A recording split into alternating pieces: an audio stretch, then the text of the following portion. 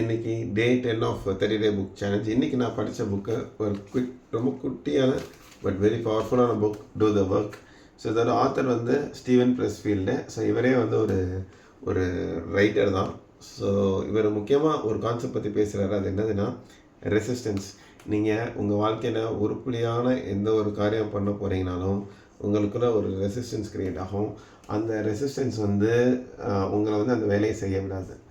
இது வந்து யூனிவர்சலாக இருக்குன்னு சொல்கிறாரு. இது எல்லாருக்குள்ளேயும் இருக்குன்னு சொல்கிறாரு.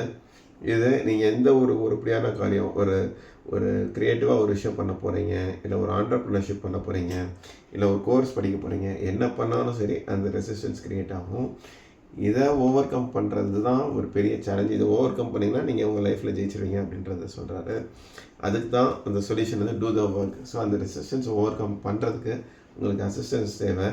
அதுக்கு ஒரே வழி, நீங்கள் போய் உட்காந்து வேலையை ஆரம்பிக்கிறது தான். ரொம்ப யோசிக்காதீங்க. Don't worry about. நீங்கள் உங்களுக்கு வந்து ஃபியர் ஆஃப் ஃபெயிலியர் இருக்கும், ஃபியர் ஆஃப் சக்ஸஸ் இருக்கும். நீங்கள் தோற்றுட்டா என்ன பண்ணுவீங்கன்ற பயம் இருக்கும், ஜெயிச்சிட்டா உங்கள் வாழ்க்கை என்ன பண்ணுவீங்கன்ற பயம் இருக்கும். நீங்கள் வந்து ரிசர்ச் மோடுக்கு போயிடுவீங்க. ரிசர்ச் பண்ணி பண்ணி உங்கள் டைமை நிறையா ஸ்பெண்ட் பண்ணுவீங்க. இந்த மாதிரி நிறையா டிஃப்ரெண்ட்டாக எக்ஸ்கியூசஸ் கொடுத்து போயிட்டே இருப்பீங்க. அதுக்கு சொல்யூஷன் நீங்கள் செய்ய வேண்டியதெல்லாம் போய் உட்காருங்க, வேலையை பாருங்கள், வேலையை ஆரம்பிங்க, மற்றதெல்லாம் தானாக நடக்கும் அப்படின்னு தான் சொல்கிறாரு. உங்களுக்கு க்ரியேட்டிவிட்டி கிடைக்கிறப்ப க்ரியேட்டிவிட்டி கிடைக்கும், நியூ ஐடியாஸ் கிடைக்கிறப்ப கிடைக்கும். ஸோ இது எல்லாமே நடக்கும்னா நீங்கள் போய் உட்காந்து வேலையை பாருங்கள், வேலையை பார்த்துட்டே இருங்க, வேலையை பார்த்துட்டே இருங்க. அந்த ரெசிஸ்டன்ஸை ஓவர் கம் பண்ணுங்கள். அந்த ரெசிஸ்டன்ஸ் வந்து கண்டினியூஸாக நீங்கள் வந்து ஒவ்வொரு ப்ராஜெக்ட் ஸ்டார்ட் பண்ணும்போது அது வந்துகிட்டே தான் இருக்கும். ஸோ அதை ஓவர் கம் பண்ணிங்கன்னா அது உங்கள் லைஃப்பில் நீங்கள் சக்ஸஸ் ஆகிடுவீங்க அப்படின்னு சொல்கிறாரு.